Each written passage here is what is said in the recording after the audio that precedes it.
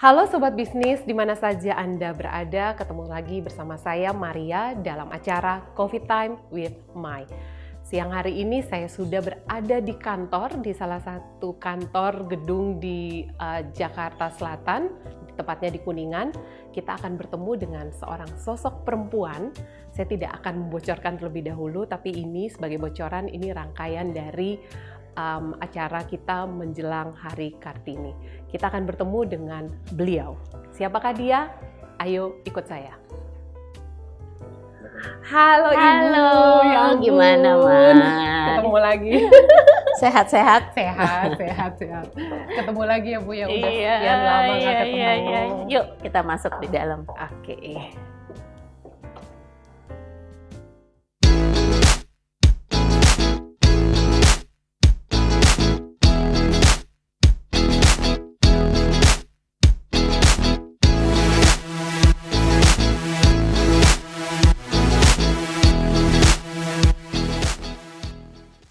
Ya, jadi sudah lihat dong siapa clue-nya.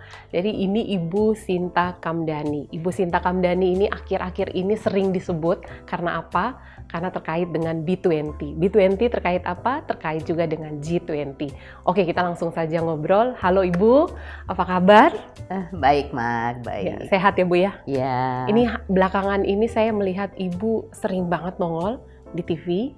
Ya, di media cetak itu karena Ibu hadir dan bicara soal B20.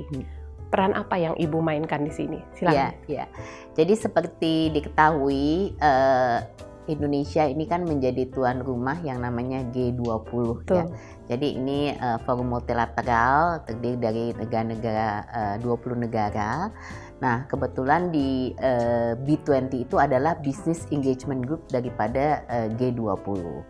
Dan di sini Kadin itu ditampuk menjadi penyelenggara dari acara B20 dan saya yang diminta duduk sebagai ketua atau chair daripada B20 gitu. Jadi makanya dalam 1 tahun ini saya kebetulan handover dari Italia di bulan Oktober ya. Nah, saya sudah mulailah kegiatan-kegiatannya, inception meeting kita di Januari kemarin dan sekarang setiap bulan juga sudah mulai dengan pertemuan-pertemuan baik task forces maupun side events-nya gitu. Seberapa sibuk Bu? Padahal belum acara nih ya. Iya. Jadi ternyata memang ini menyita banyak sekali waktu ya dan tenaga, dan mungkin tadinya saya pikir ini kayak agak nggak nyangka lah begini banyak waktu yang harus diambil. Tapi memang kita sudah committed. Memang kan Indonesia sebagai tuan rumah ya, kita harus menyukseskan ya acara ini. Jadi makanya saya juga komit untuk mendedikasikan waktu dan tenaga dan pikiran saya lah untuk bisa menjalankan role saya sebagai chair daripada B20 ini. Ini kalau dilihat Ibu kabarnya adalah perempuan Asia pertama. Ya, karena jadi memang kan kalau dilihat memang B20 itu kebanyakan kan advancing countries ya. Jadi memang ini juga sebenarnya berkait dengan agenda juga gitu, karena kebanyakan didrive oleh advancing nations. Nah, mungkin ini Indonesia sekarang menjadi salah satu emerging economy pertama yang menjadi tuan rumah ya. Sehingga ya saya kebetulan sebagai perempuan pertama ya yang dari Asia ya yang bisa untuk memimpin lah wadah daripada B20 ini. Tentu saja dengan dukungan dari Kadin Indonesia dan peran serta baik Pak Ketua Umum maupun kepanitiaan dari Kadin yang mendukung saya juga. Jadi ini sebenarnya proses awal terpilihnya Bu Sinta itu seperti apa sih Bu? Ya, jadi memang kalau B20 itu kan sudah diselenggarakan semenjak 2012 ya di Seoul, Korea gitu, dan itu setiap tahun pastinya ada pertemuan gitu, dan kebetulan saya salah satu yang lumayan aktif lah untuk mengikuti ajang B20 ini. Sudah saya ikuti di beberapa negara. dan memang ini sesuatu kan, ini kan sebenarnya output daripada B20 itu kan policy recommendations ya. Jadi saya juga mulai itu sebagai anggota, terus kemudian saya juga masuk ke sebagai salah satu co-chair dari working group gitu ya, dari task force. Nah kemudian, jadi dengan sendirinya saya melalui lah suatu proses sampai akhirnya bisa menjadi chair B20, dan Kadin kemudian juga menunjuk saya untuk bisa memimpin B20 ini. Ya, karena di Kadin juga Bu Sinta sebagai Wakil Ketua Umum bidang Wakil Ketua Umum Koordinator. Sekarang Kadin punya yang namanya Wakil Ketua Umum Koordinator. Jadi saya. Oh oke. Hubungan internasional termasuk di dalam. Jadi kalau di bawah saya memang salah satunya hubungan internasional, selain juga investasi, lingkungan dan lain-lain gitu. Jadi tadinya saya di Kadin sebagai WKU, hubungan internasional. Nah sekarang ya naik pangkat lah jadi WKU koordinator. Iya. Termasuk hubungan internasional, bidang yang Ibu geluti bertahun-tahun lamanya. Betul. Oke. Bu, ini terkait dengan kepemimpinan Indonesia di B20 ini, kira-kira ada agenda apa yang akan diusung? Iya, jadi pertama dari segi tema kita mengikuti ya, dari G20 itu kan recover together, recover stronger. Kalau B20 itu kita temanya advancing, innovative, inclusive, dan collaborative growth. Jadi Maria, memang ini 3 aspek yang penting ya. Pertama dari segi innovation, kita lihat bagaimana selama masa pandemi itu digitalisasi dan teknologi itu memegang peranan yang sangat penting. Jadi innovation is very important, itu salah satu isu utama, dan itu juga sesuai dengan apa yang sekarang post pandemic kita semua bergelut untuk fokus di dalam digitalisasi. Kemudian selain itu juga tentu saja teknologi, ya kan, teknologi green ya, yang juga sekarang kita sudah masuk ke arah energy transition untuk green economy dan lain-lain. Yang kedua hubungannya lebih berkaitan dengan inklusif, karena di dalam aspek yang penting adalah tidak hanya kita melihat dari segi perempuan ya, gender, dari segi inclusion, tapi juga SMEs. Jadi ini yang menarik, bahwa UMKM menjadi suatu topik yang juga sudah mulai kita kedepankan, kita prioritaskan di dalam B20, karena selama ini negara maju mungkin nggak begitu memperhatikan isu SME atau UMKM. Jadi ini sesuai dengan tema kita inclusion, kita juga membawa topik tema untuk UMKM gitu. Jadi selain daripada gender juga UMKM. Dan yang ketiga dari aspek collaboration, saya rasa ini sangat penting, karena bagaimanapun juga kita percaya bahwa untuk kita bisa terus meningkatkan resiliensi dan post COVID itu kita harus ada kolaborasi, nggak bisa berdiri sendiri gitu. Harus kolaborasi antar bisnis, antar negara dan lain-lain. Dan ini juga sesuai dengan 3 fokus utama dari pemerintah, yaitu global health, digital transformation, dan energy transition gitu. Jadi memang ini juga yang menjadi fokus kami di B20. Kalau dari 3 isu itu, mana yang menurut Bu Sinta paling krusial? Atau 3-tiganya punya porsi yang sama? Saya rasa 3-tiganya itu punya porsi yang sama. Mungkin kalau bisnis itu kita, yang menariknya dari B20 ini kan kalau selama ini selalu kita menyampaikan policy recommendations ya. Jadi di bawah saya tuh ada 6 task forces dan 1 action council ya, termasuk juga untuk digital energy. Nah, tapi di sini di kepresidenan Indonesia ini pemerintah saya rasa menegaskan bahwa selain daripada Bapak Presiden khususnya mengatakan kita nggak mau nih cuman bicara-bicara, menyampaikan policy terus seperti apa gitu ya, tapi lebih outcome realnya apa gitu. Nah makanya kami keluarkan yang namanya legacy daripada Indonesia Presidency juga untuk B20.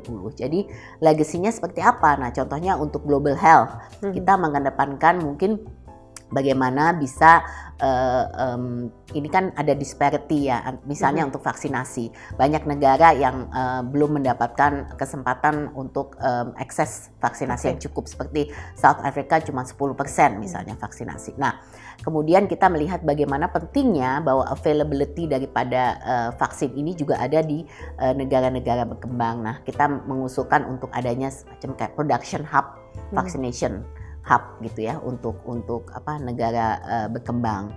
Terus kemudian kalau kita juga bicara dari segi research and science and genomics dan segala macam, ini juga satu aspek yang penting yang kita hubungkan global health, tidak hanya COVID, tapi bagaimana kita belajar dari COVID ini untuk mulai memfokuskan global health ke depan. Nah, ini yang future-nya seperti apa. Nah, kemudian yang kedua, kalau kita bicara soal digital transformation, memang salah satu legacy yang kita sedang persiapkan adalah untuk digitalisasi, baik itu untuk perempuan maupun untuk UMKM. Dan ini kita mengambil platform di mana kita juga mau UMKM ini bisa naik kelas gitu. Jadi kita tidak bicara hanya yang kecil-kecil, tapi dari yang kecil ini dia bisa berkembang menjadi perusahaan menengah, dan digitalisasi ini memegang peranan yang sangat penting gitu. Jadi gimana kita bisa akselerasi SME, UMKM ini untuk digitalisasi. Nah, ini juga salah satu bagian outcome yang kita mau capai. Selain juga daripada kita punya satu mekanisme platform yang kita akan sebagai keluaran daripada legacy adalah One Global Women Empowerment platform. Nah, ini yang saya rasa sangat penting untuk adanya dari segi capacity building, daripada funding dan investment untuk juga perempuan di dalam UMKM ya. Jadi ini hal-hal outcome yang kita akan juga kedepankan. Nah, terus kemudian yang terakhir untuk energy transition, salah satu contohnya itu bagaimana Indonesia ini juga mau mengedepankan gimana ada yang namanya carbon market hub atau center of excellence daripada carbon market. Nah, ini sesuatu outcome atau legacy yang juga mau disampaikan di dalam aspek energy transition. Jadi kalau lihat memang semuanya konkret semua ya, Bu ya, termasuk tadi. Jadi itu sesuatu yang outcome yang langsung bisa dirasakan dan diimplementasikan gitu oleh bisnis, dan itu nanti juga harapan kami akan dilanjutkan di presidensi berikutnya, which is India, dan selanjutnya Brazil. Jadi ini kebetulan 3 tahun setelahnya tuh semua emerging economy. Oke. Jadi pas banget. Jadi isunya tuh bisa berlanjut ya. Keberlanjutan itu kan yang kadang-kadang kita ingin capai. Dan memang hasilnya. Jadi impact dari segi actionable itu kita harus tidak hanya policy yang disampaikan ke pemerintah kemudian masuk ke dalam komunike yang kemudian masuk ke kebijakan pemerintah negara masing-masing, tapi juga yang langsung bisa dilaksanakan oleh bisnis gitu. Nah, ini yang outcome legacy-nya Indonesia akan seperti itu. Ini jelang nanti puncak acara, Bu. Sejauh ini pasti sudah banyak melakukan koordinasi dengan negara lain. Ada hambatan nggak sih, Bu? Apalagi Ibu sebagai perempuan.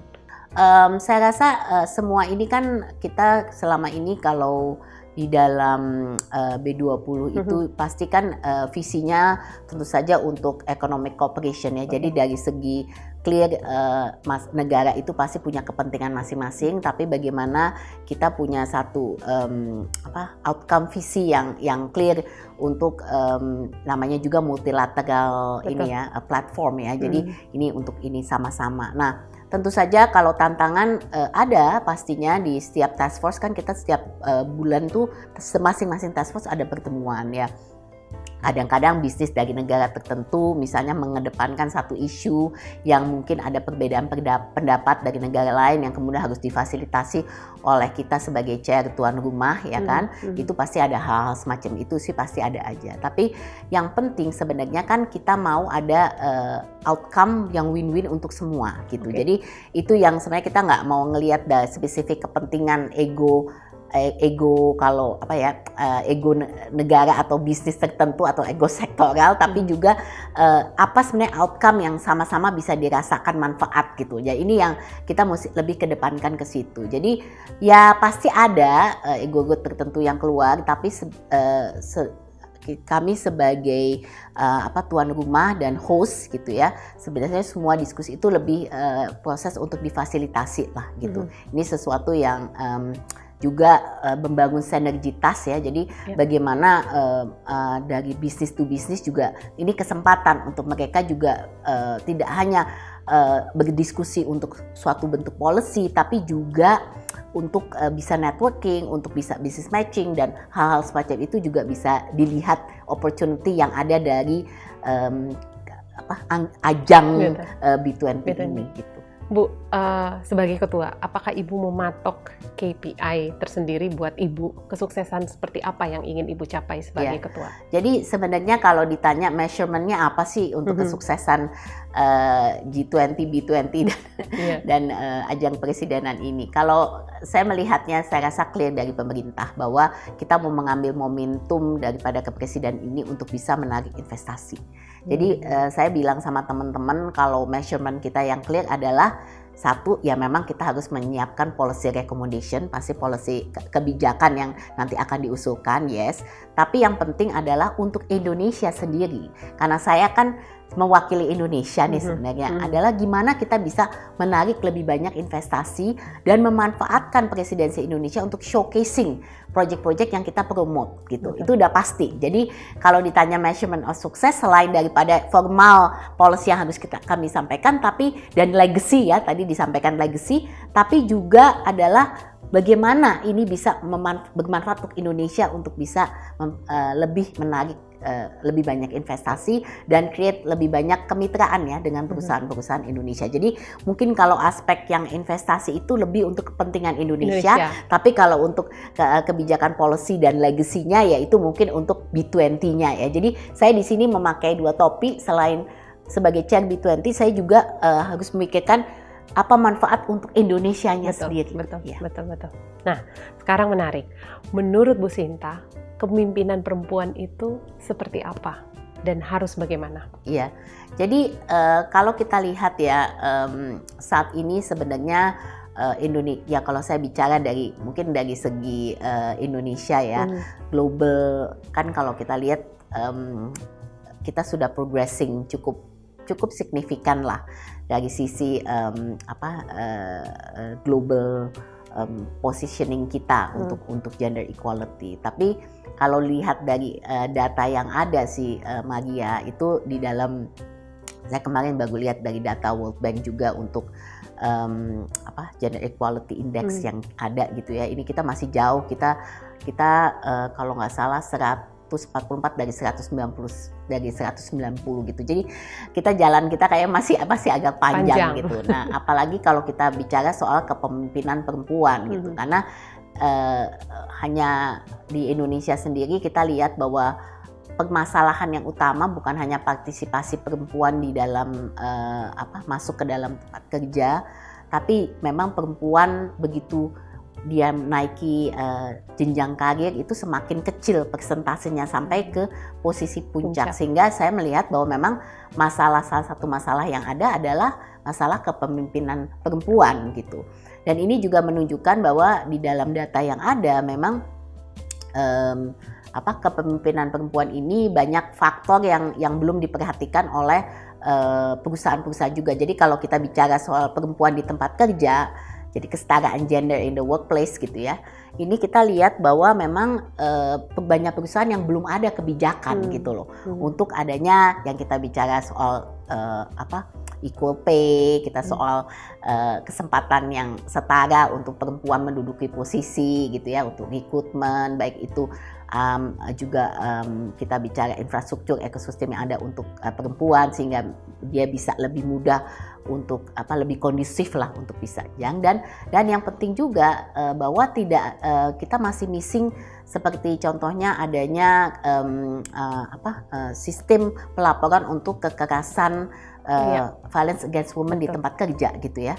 Jadi ini yang kekerasan perempuan ini juga satu faktor yang sangat penting. Kenapa? Karena selama pandemi ini saya rasa angkanya semakin tinggi gitu. Dan ini satu hal yang harus diperhatikan juga. Jadi memang untuk kita mempromot yang namanya kesetaraan gender di tempat kerja masih banyak pekerjaan rumahnya, jadi itu satu aspek. Nah kalau kita lihat dari adanya kewirausahaan perempuan juga dilihat bagaimana memberdayakan perempuan gitu ya, dari faktor ekonomi ya, economic empowerment for women, kita juga lihat bahwa itu juga masih banyak tantangannya ya. Jadi ya kalau kita lihat di dalam yang ada di depan mata kita sendiri saja gitu ya, masih banyak sekali perempuan masih bagian dari informal sector gitu. Jadi dia belum masuk ke dalam formal sector, dan banyak perempuan yang bekerja kemudian tidak dianggap sebagai dia yang bekerja gitu, suaminya yang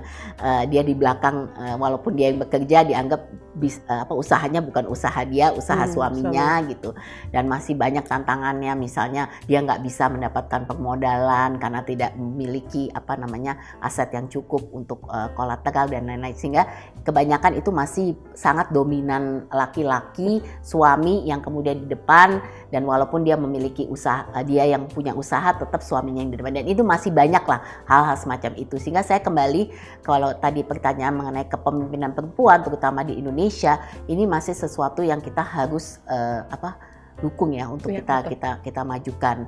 Belum lagi yang di luar ekonomi seperti politik dan lain-lain gitu. Jadi saya cuma bicara dari satu faktor ekonomi. Dan Bu Sinta ini sebenarnya adalah salah satu contoh sukses perempuan yang sampai menduduki posisi puncak. Bisa ceritakan sedikit bagaimana Ibu membesarkan Sintesa Group seperti sekarang? Ya, jadi mungkin sejarahnya kan kalau Sintesa Group itu dimulai dari kakek saya ya. Jadi sebenarnya kakek saya tuh mulai bisnis keluarga ini di tahun 1919 sebagai di dalam sektor karet, sebenarnya perkebunan karet. Kemudian, awalnya karet ya? Terus ayah saya di tahun 1959 tuh mulai dengan trading bisnis lah gitu, perusahaan trading. Dan di sini walaupun ini suatu bisnis keluarga, memang kita sangat dinamika berubah ya. Jadi sekarang kita tidak di bisnis karet, kita masih ada trading, tapi kita sudah sangat diversifikasi gitu ke sektor yang beda. Jadi menariknya kalau dalam cerita hidup saya itu tadi 1919 kakek saya, 1959 kemudian ayah saya, dan di 1999 itu kemudian saya mendirikan Sintesa Group. Jadi Sintesa Group ini menarik kenapa? Karena ini sebenarnya adalah konsolidasi holding daripada apa yang sudah dimulai oleh ayah saya. Tapi kemudian kita membentuk Sintesa itu dengan bertumbuh kembang dalam lebih bisnis yang kemudian saya kembangkan juga masuk ke dalamnya gitu. Jadi waktu awal saya itu kan bekerja di bisnis keluarga ya. Jadi dari saya masih muda, sebenarnya waktu zaman sekolah juga saya sudah mulai kerja baik di dalam maupun di luar bisnis keluarga. Tapi pada saat saya melanjutkan bisnis keluarga itu memang saya mulai dengan apa yang kita ada pada waktu itu yang saya harus bukan dari orang tua. Tapi saya pada waktu itu ada dalam satu titik di mana saya juga mengembangkan entrepreneurial spirit saya gitu sebagai seorang wirausaha. Nah disitulah yang menarik di mana saya kemudian datang kepada ayah saya dan mencoba untuk bernegosiasi lah untuk membentuk suatu visi baru buat kelompok usaha kami. Itu setelah berapa tahun tuh di luar, Bu?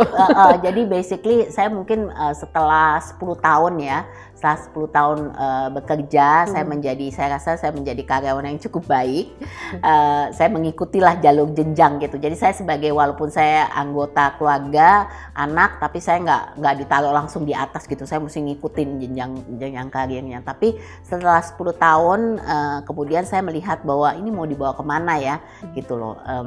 Ini perusahaan mau dibawa kemana, bagaimana gitu. Dan ayah saya waktu itu aktif semua masuk bisnis ini, jadi berserakan kemana-mana gitu. Jadi disitulah kemudian saya masuk dengan satu visi di mana saya share kepada ayah saya dan katakan ini saya melihat ini seperti ini, dan saya juga mengatakan mungkin udah waktunya saya tidak hanya melihat saya sebagai karyawan, tapi saya mau lebih sebagai seorang partner atau mitra gitu ya.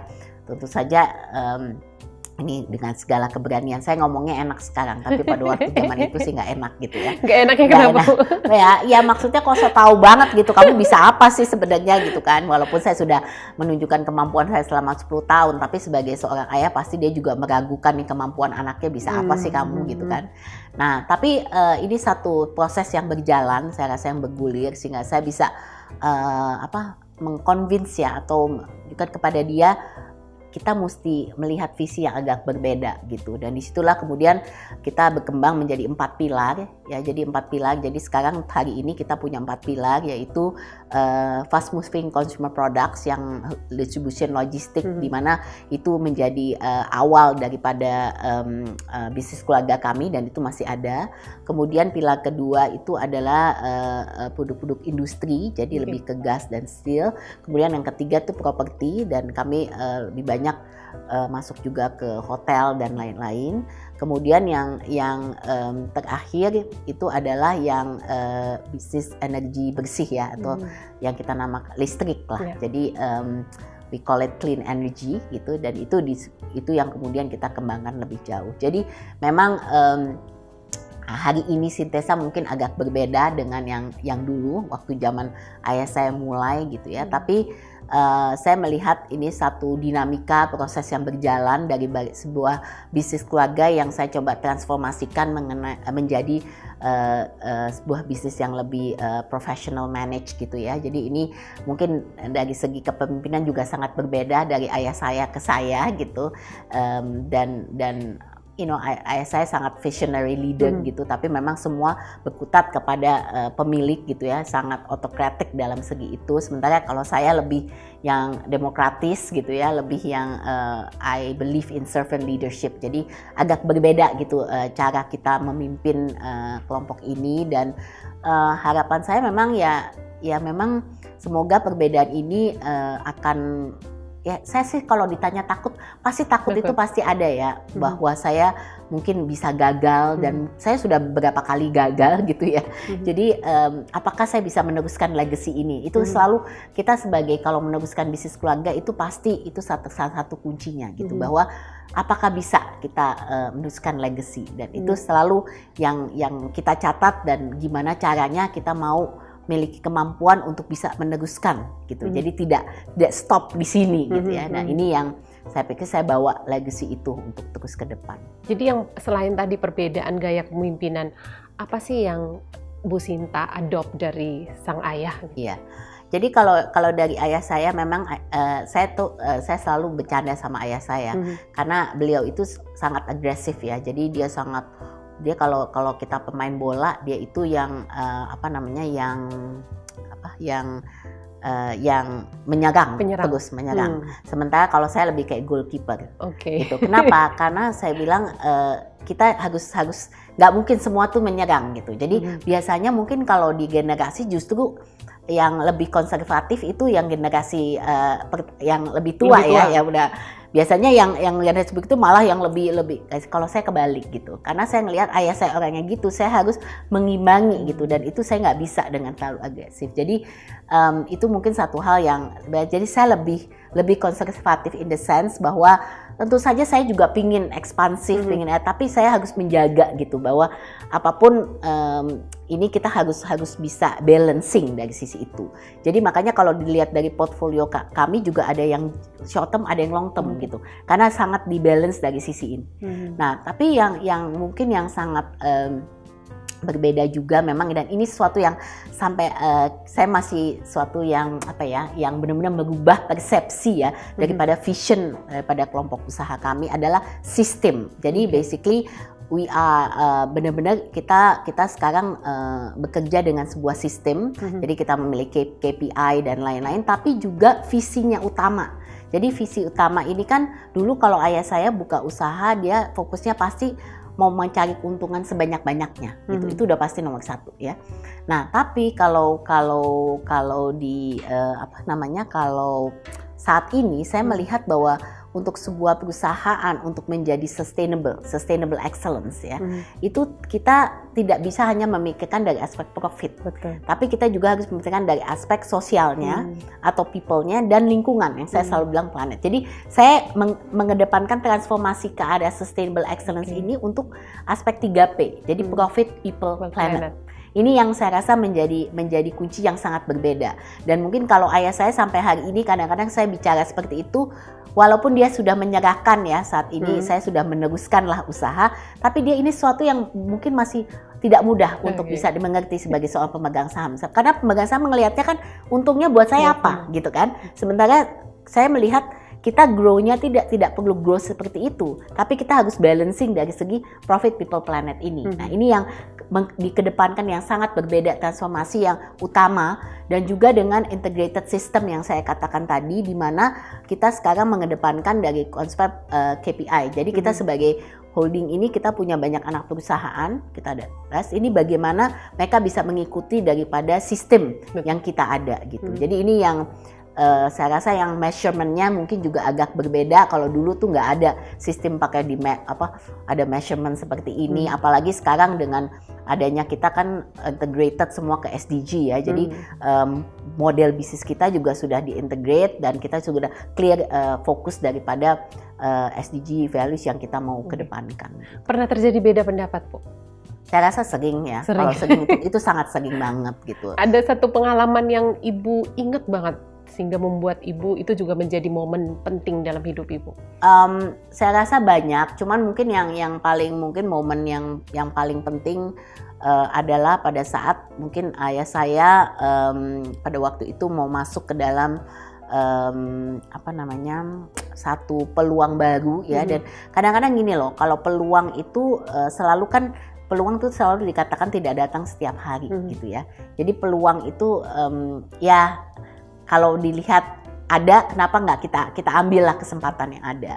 Dan kalau saya orangnya kan hitung-hitungannya sangat banyak gitu ya. Jadi saya selalu melihat dari aspek bagaimana peluang ini nanti dampaknya seperti apa buat kita. Jadi walaupun kelihatannya immediate-nya di depannya sangat ini, tapi apa sih sebenarnya lebih. Jadi saya pikir saya lebih panjang. Jadi kita pernah ada sih konflik seperti itu di mana ada satu bisnis baru yang beliau mau masuk, sementara saya kurang begitu setuju gitu ya, dan ini satu konflik yang terjadi gitu, dan walaupun pada akhirnya saya mengikuti beliau, tapi cukup ya akhirnya akhirnya beliau mengerti lah bahwa ini mestinya nggak sesuatu yang jalankan gitu. Jadi konflik-konflik seperti itu ada, dan saya merasa semua itu itu pembelajaran buat kita ya. Apapun keputusan yang diambil gitu, kadang-kadang kita tidak mudah untuk ambil satu keputusan, tapi kalau kita sudah ambil ya itu harus kita sepakati dan harus kita jalankan, dan memang kalau kita gagal ya kita mencoba untuk mengambil pembelajaran daripada itu. Bicara soal keputusan tadi Bu, apa keputusan terbesar yang pernah Bu Sinta bikin dalam hidup? Kalau buat saya pikir keputusan untuk pada waktu itu ya, di mana saya datang kepada ayah saya, apakah saya mau berlanjut untuk meneruskan bisnis keluarga atau memulai usaha saya sendiri. Saya rasa itu satu keputusan yang paling sulit di dalam hidup saya gitu, karena pada waktu saya dalam usia, saya tahu kalau saya mau jadi my own gitu, doing my own, that's the time I have to do it gitu. Dan saya berpikir panjang dan sulit gitu ya untuk bagaimana, apakah saya mau meneruskan ataukah saya mulai sendiri. Itu saya rasa keputusan yang tersulit dalam hidup saya. Dan pada waktu itu saya juga di usia di mana anak-anak saya juga masih kecil gitu ya. Jadi dalam satu sisi saya juga saya selalu percaya work life balance ya, dan saya pikir salah satu namanya kita meneruskan generasi itu tidak hanya meneruskan dari segi bisnis, tapi pasti ayah saya melihat ya mau punya banyak cucu juga kan gitu. Jadi saya kebetulan dianugerahi 4 anak, puji syukur. Jadi saya melihat antara karir dan gimana keluarga gitu ya, dimana saya juga pada waktu itu mesti mutusin sampai seberapa jauh gitu apa yang tepat gitu dalam hidup saya gitu. Jadi itu mungkin keputusan yang paling sulit, dan akhirnya saya bisa mengconvince ayah saya dengan tetap melanjutkan bisnis keluarga tapi memasukkan aspek entrepreneurial saya gitu untuk di dalam diintegrasikan ke dalam bisnis keluarga ini. Saya rasa itu yang mungkin suatu hal yang akhirnya menjadi bukan kompromi ya, tapi ya outcome yang akhirnya win-win untuk semua ke semua pihak gitu. Anak-anak apakah nanti semua akan Ibu Sinta berikan kebebasan untuk memilih pekerjaan yang mereka minati atau menarik mereka semua ke bisnis keluarga? Saya dan suami saya, kebetulan suami saya juga punya bisnis keluarga, jadi kami tentu saja masing-masing memberikan kebebasan kepada anak-anak kami untuk memilih mau kerja dengan orang lain, mau masuk ke bisnis keluarga. Kebetulan kelihatannya mereka tertarik untuk mau, jadi mereka semua kerja dengan orang lain dulu gitu, dan kami percaya dia harus belajar di tempat lain dulu. Tapi sekarang 3 dari anak saya sudah di 2 bisnis keluarga, jadi bisnis saya dan bisnis suami saya gitu. Jadi mereka udah milih sendiri mau yang mana gitu, dan mereka dianggap seperti sama seperti karyawan yang lain ya gitu. Jadi mereka harus meniti karir, mereka harus menunjukkan kemampuan. Saya kebetulan dalam proses transformasi di Syntesa itu tidak hanya transformasi bisnis, tapi juga transformasi di dalam bagaimana governance yang terbaik untuk sebuah keluarga gitu. Jadi saya memisahkan antara yang namanya family dan yang namanya bisnis. Dan di family itu kita sekarang sudah ada family constitution, di mana kita juga mengatur governance daripada bagaimana keterlibatan anggota keluarga ke dalam bisnis gitu. Jadi ini buat saya sangat penting untuk memisahkan governance yang tepat, tidak hanya di dalam bisnis keluarga sendiri, tapi di dalam keluarganya gitu. Karena pastinya banyak keputusan-keputusan yang selalu membaur, dan ini yang harus kita pisahkan supaya clear gitu. Dan goal sebagai pemegang saham apa, goal sebagai eksekutif apa. Jadi saya selalu mengatakan kepada ayah saya sekarang, ayah saya sebagai pemegang saham ada job description-nya sendiri pemegang saham gitu. Jadi jangan kemudian berbaur dengan apa yang dilakukan oleh eksekutif, dan ini harus kita bagi. Topi mana yang kita pakai.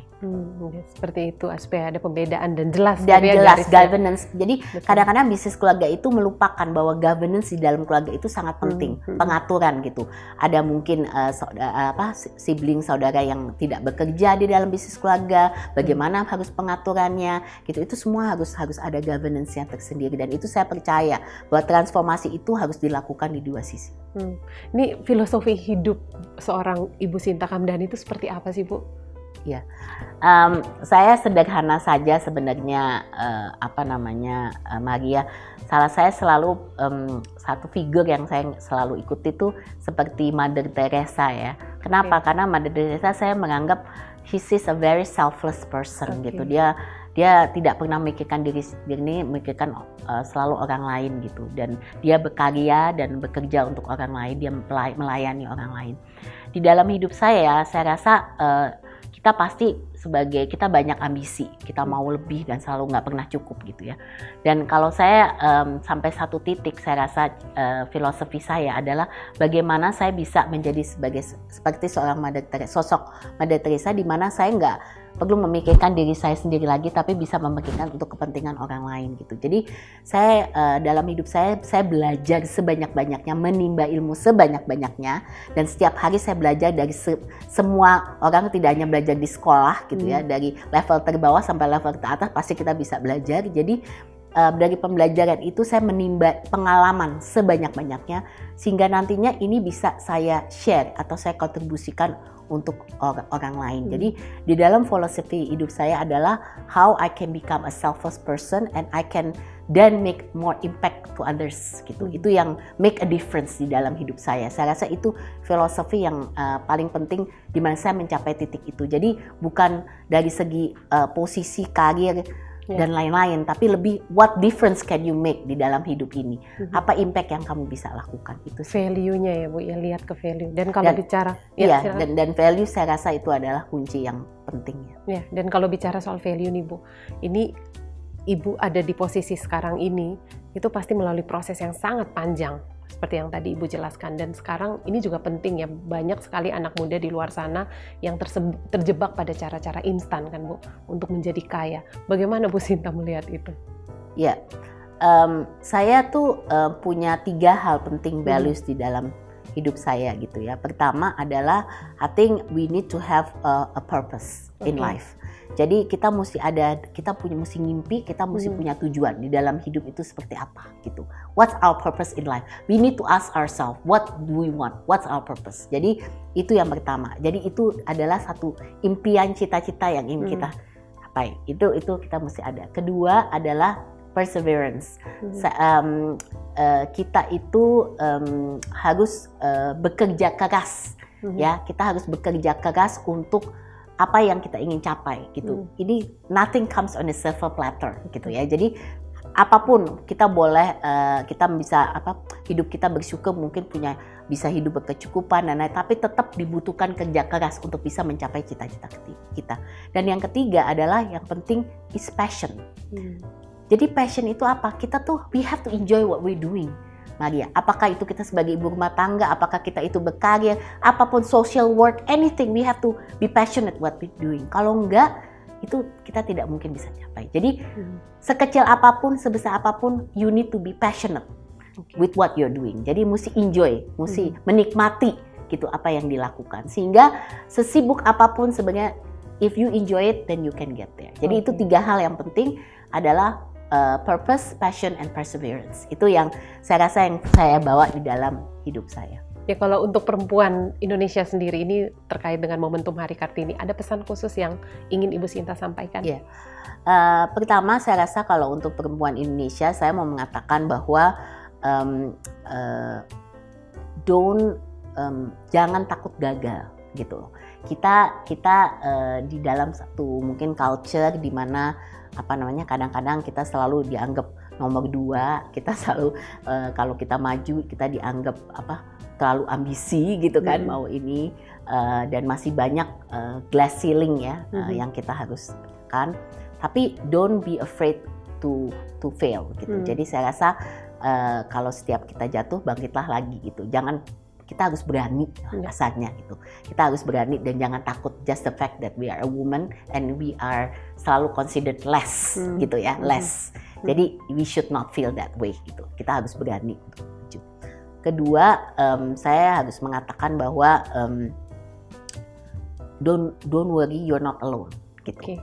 Saya rasa saya sangat percaya untuk network women to women network gitu, karena disinilah kita bisa berbagi, kita bisa mendukung gitu satu sama lain gitu, dan saya rasa network perempuan ini sangat penting gitu. We need to create that, and I think wherever you are, perempuan ada di mana, manapun di mana di daerah mana, bagaimana itu pasti ada caranya untuk bisa menyambung kepada dukungan perempuan-perempuan lain gitu. Jadi don't worry, you're not alone. Saya rasa network perempuan itu bisa dimanfaatkan untuk bisa saling berbagi gitu. Jadi itu saya rasa juga penting. Dan yang terakhir, pada akhirnya ada kesempatan saya rasa untuk perempuan itu.